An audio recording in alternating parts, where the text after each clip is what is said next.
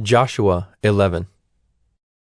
When Jabin king of Hazor heard of this, he sent to Jobab king of Madon, and to the king of Shimron, and to the king of Akshaph, and to the kings who were in the northern hill country, and in the Arabah south of Kinneroth, and in the lowland, and in Naphthdor on the west, to the Canaanites in the east and the west, the Amorites, the Hittites, the Perizzites, and the Jebusites in the hill country, and the Hivites under Hermon in the land of Mizpah.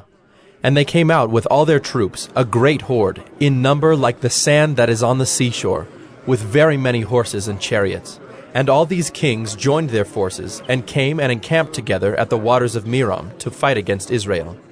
And the Lord said to Joshua, "Do not be afraid of them, for tomorrow at this time I will give over all of them slain to Israel.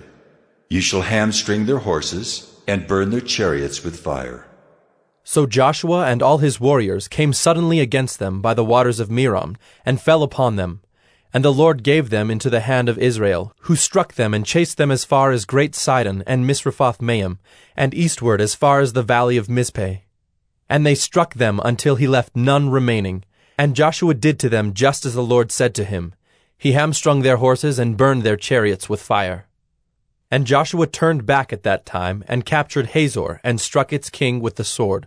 For Hazor formerly was the head of all those kingdoms. And they struck with the sword all who were in it, devoting them to destruction. There was none left that breathed. And he burned Hazor with fire. And all the cities of those kings, and all their kings, Joshua captured, and struck them with the edge of the sword, devoting them to destruction, just as Moses the servant of the Lord had commanded. But none of the cities that stood on mounds did Israel burn, except Hazor alone. That Joshua burned. And all the spoil of these cities and the livestock the people of Israel took for their plunder. But every man they struck with the edge of the sword until they had destroyed them, and they did not leave any who breathed. Just as the Lord had commanded Moses his servant, so Moses commanded Joshua, and so Joshua did. He left nothing undone of all that the Lord had commanded Moses.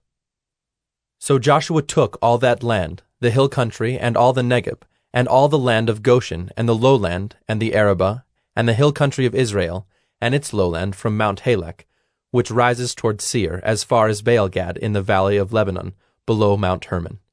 And he captured all their kings, and struck them, and put them to death. Joshua made war a long time with all those kings. There was not a city that made peace with the people of Israel, except the Hivites, the inhabitants of Gibeon. They took them all in battle.